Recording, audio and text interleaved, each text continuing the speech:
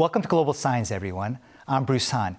From Hawaii, we'll be speaking with Guy Churchill, Senior Executive Vice President at the Bank of Hawaii. He is a dynamic, talented, and highly respected person in the Hawaiian financial community.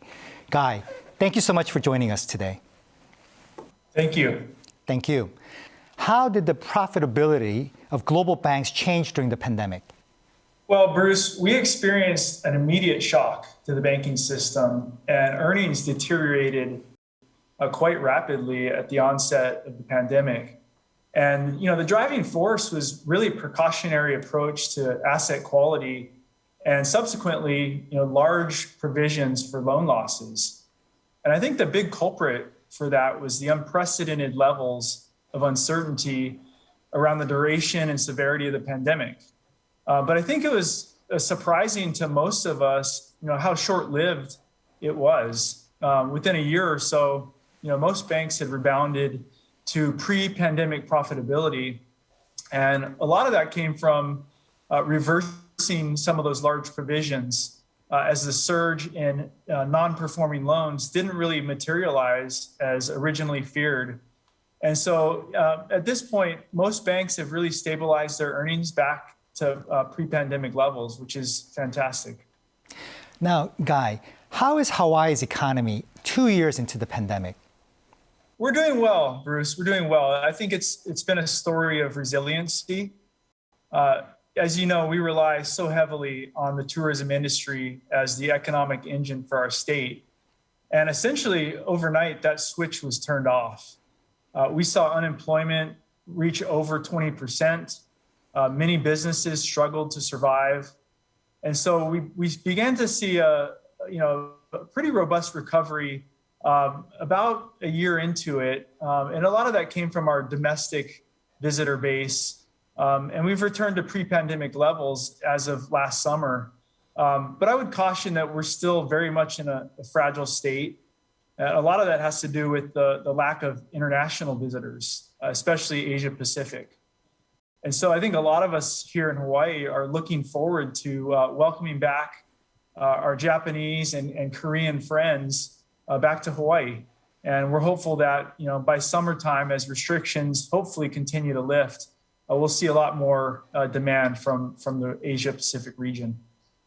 Now, how will rising interest rates affect Hawaii's real estate market? Yeah, it's interesting, Bruce. I think in the residential sector, I do expect to see some softness and some slowing from some of the activity we've been seeing. And that's because purchasing power is going to decline as interest rates go up. And just today, we found out that the median home price in Hawaii had reached $1.1 million, which is up 18% over a year ago. And so obviously the affordability to be able to purchase at those prices with rising rates becomes more challenging as individual incomes may not match those levels to support the debt. But I think in the commercial sector, at least in the near term, I don't see as big of an impact. Interest rates still are at historic lows. And frankly, there's an abundance of liquidity that's still looking to be placed into safe haven asset class of commercial real estate. And I do expect that to keep transaction volume relatively stable over the near term. Now, what is your view on inflation and how is that affecting Hawaii? Yeah, it's certainly something that I'm nervous about, and it's become an unfortunate reality that's playing out right in front of us, and it has a deep impact on Hawaii. Especially, our cost of living is already high, and it's amongst the highest in the United States. Over 50% of our population lives paycheck to paycheck. And really, that's the segment that is most impacted by inflationary pressures. And so as we see that continuing to unfold, I'm very nervous about it, and we'll definitely monitor very closely. Now, what are some of the biggest issues that Hawaiian residents are now facing? Yeah, I think we've touched on some of these related to costs, but in one word, if I had to sum it up, it would be affordability. It starts with housing. I mentioned a minute ago, the median home price up to $1.1 million, and then even food security. I think those are two of the biggest concerns that our residents face, and it really threatens the sustainability of our community. And again, that's a direct result of rising prices. And I believe we're at an inflection point where if we don't solve for the affordability in Hawaii, there are dire consequences for our community. And so again, we'll be really treating this matter very seriously over the near term. Now, Guy, finally, in your view, what are the most promising sectors or stocks for 2022?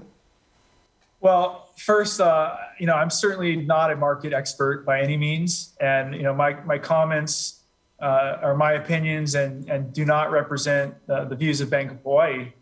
But I think the financial sector is one to watch, especially as interest rates continue to rise.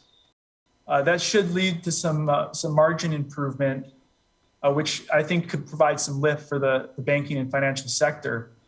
In terms of a stock that I would pick, I think Samsung is one to watch.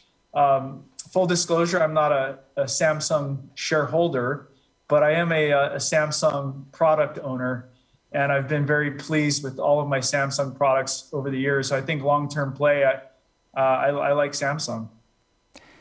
Guy Churchill, Senior Executive Vice President at the Bank of Hawaii, thank you so much for being with us today and sharing your views on the market. Thank you for having me, Bruce. Thank you. Guy recommends Samsung Electronics to our viewers today. That does it for our show. Thank you so much for being with us. Until we meet next time, please be safe and healthy.